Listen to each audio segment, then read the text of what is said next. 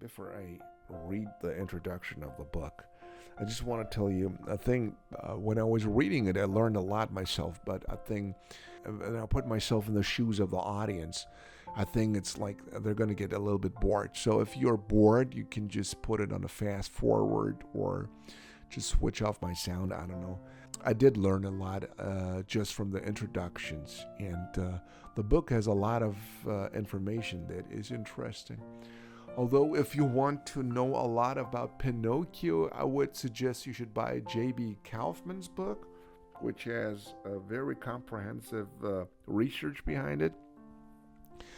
But nothing is going to compare to Pierre Lambert's Pinocchio in terms of beauty and the way it looks and the way that you can enjoy every artwork that was produced during the time. And this is like late 1930s. The movie came out in 1940, so that's like we're 2025. In 2-3 months it's going to be 2026. That's about more than 85 years ago. I'm just going to start reading the introduction. For more than 70 years, the Disney studio has employed thousands of talented artists who have contributed to developing the technique of the animated film. From in-betweeners to the greatest animators, each gave for several months or an entire lifetime the best he or she had to offer to the still emerging art form. Pinocchio remains today probably the most beautiful example of their work and an exceptional legacy for new generations of artists. When the audience at the Colony Theater in New York on November 18, 1928 discovered Mickey Mouse and Steamboat Willie, the first animated film with synchronized sound, they could not have imagined that they had just witnessed the birth of the most famous cartoon character in the history of cinema. The film's immediate success offered Walt Disney the financial means to rapidly develop animation technology. The following year, he created a new series, The Silly Symphonies, the first of which was the Skeleton Dance in 1929, with the music of Saint-Saëns. In 1932, with the arrival of the Technicolor process, Disney made the first animated film in full color, Flowers and Trees. He then took on the daunting task of producing the first full-length animated feature based on a fairy tale by the brother Grimm, Snow White and the Seven Dwarfs. Despite numerous financial difficulties, the film premiered at the Carthay Circle Theater in Hollywood in December 1937. It was a triumph the world over, and this considerable commercial success allowed Disney to envision the production of several films at a time. The next 4 projects were Pinocchio and Fantasia, Dumbo, and Bambi. However, with close to 1,000 employees, the studio on Hyperion Avenue had reached saturation. To expand it, Walt Disney and his brother Roy acquired more than 51 acres of land in Burbank, near Warner Brothers and Universal Studios. This new studio, with a budget of $4 million, opened in the fall of 1939. Toward the end of the production of Pinocchio, each studio department had a separate building adapted to the needs of the artists and equipped with the most modern facilities such as air conditioning. Air conditioning was a luxury at the time. This complex also had a cafeteria, a gym, 4 screening rooms, a recording studio that could accommodate an orchestra, a theater equipped with the most recent technical advancements, a post office, an art school, and even a small zoo where animators could study animal movements in situ. That means in place. I think there was the film The Reluctant Dragon that Disney did was a presentation of the entire studio there in Burbank. Anyways, you gotta watch it. I think it's 1941. That's also a great film to watch. Tradition has it that starting in the early 30s, Walt Disney regularly frequented the children's section of the library in his neighborhood to find new subjects to fuel future projects. In 1934, he bought the rights to the Italian version of Pinocchio and to its different translations. Pinocchio was written by Collodi, the pen name of the journalist Carlo Lorenzini, born in Florence in 1826. On July 7, 1881, the publication of Storia di un burattino, Story of a Marionette, debuted in serial form in the magazine Giornale per I Bambini. I love Italian. I gotta learn Italian one day.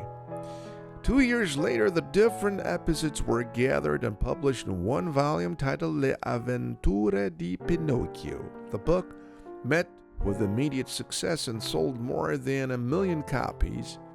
That's a lot, 1 million copies. In 1892, it was translated and published in the United States. Collodi's work consisted of many episodes that would be difficult to adapt for a children's movie because of the cruelty they depict.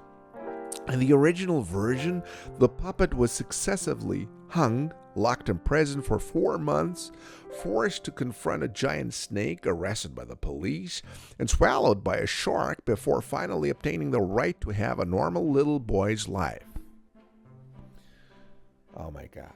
Dramatic, violent, and ferocious, the tale was designed to frighten children so they would conform to the civilized, monotonous world of adults. Little more than a monstrous inventory of the punishments recalcitrant children might undergo. It is in fact representative of 19th century children's stories. Moreover, the personality of Pinocchio described by Collodi does not evoke sympathy. In the episode in which Geppetto is making the puppet, the latter is insolent and mocking. Look at this.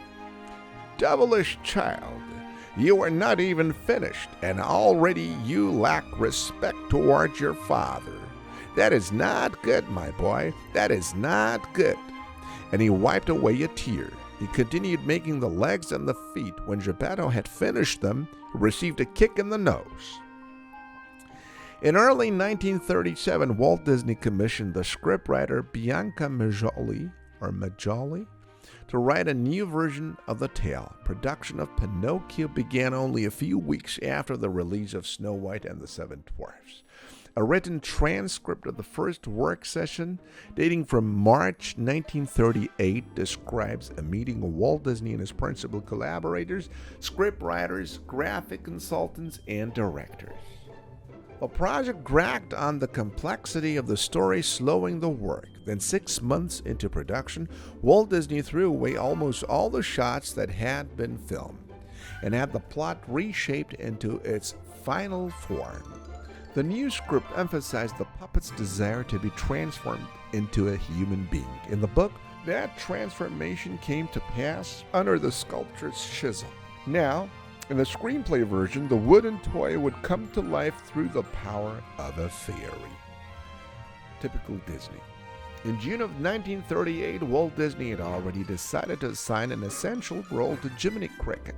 In Collodi's tale, this character only appears in a single tragic episode, having inhabited Geppetto's workshop for more than 100 years. He lectures the little boy, ordering him to go to school or earn a living, going so far as to call him a stubborn-headed puppet, which in return leads the enraged child to crush him with a mallet. Hallelujah, harsh stuff. In the Disney version, Jiminy is not only the narrator of the story, but Pinocchio's constant supporter, the mentor who guides him and teaches him to distinguish between good and evil. At once, his conscious and his faithful friend Jiminy reveals to Pinocchio his nascent soul. The first drawing of Pinocchio were realistic but angular, Walt Disney had asked Frank Thomas, Fred Moore, and Milt Cole to develop the character. For several months, the results did not satisfy him. Yet, little by little, Pinocchio began to take shape. As Thomas concentrated on the facial expressions, Moore, who had contributed to the graphic evolution of the Seven Dwarfs and Snow White, added naivety to the marionette's makeup, while at the same time giving him more human proportions.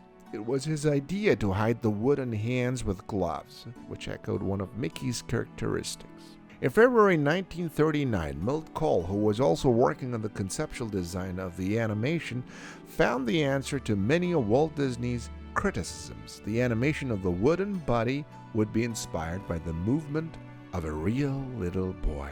His shape would become more rounded and he would be dressed in a Tyrolean costume. Walt Disney had always been conscious of the importance of conceptual and preparatory design. As a result of his foresightness, an important innovation came into being during the production of Pinocchio. Joe Grant, one of Walt Disney's closest collaborators, had directed the model department since the mid-30s to facilitate the work of the animators and to ensure that they remained faithful to the drawing style from the film's first image to its last. Models were established for the characters, each of which is drawn in every position with every possible expression. Disney asked Grant to create such models in 3 dimensions for Pinocchio and to make them for the main backgrounds of the film as well. Aided by Jack Miller and the puppeteer Bob Jones, Grant, a sculptor himself, undertook the construction of Stromboli's caravan, the stagecoach with the coachmen and the donkeys, the interior of Monstro the whale, and a street in the town.